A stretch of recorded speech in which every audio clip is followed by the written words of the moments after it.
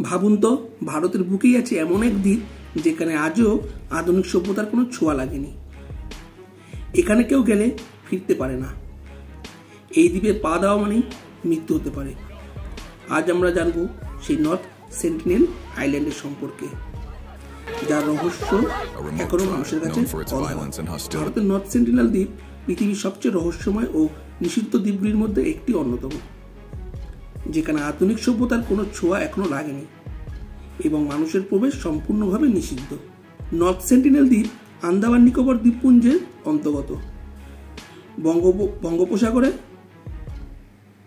North sentinel দ্বীপ আন্দামান নিকোবর দ্বীপপুঞ্জের অন্তর্গত, বঙ্গোপসাগরেই অবস্থিত।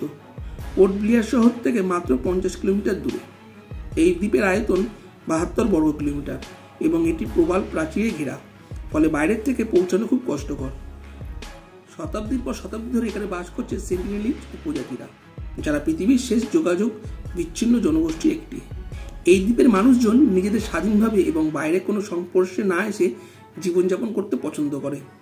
তারা শিকার আর ফল সংগ্রহের মাধ্যমেই জীবন ধারণ করে আছে। সেন্টিনেলিজরা অত্যন্ত হিংস্র ও বহিরাগত বিদ্বেষী মনোভাবের জন্য পরিচিত এই উপজাতি। তাদের এলাকায় কেউ প্রবেশ করলে প্রাণ সংকটের মুখে পড়তে হয়।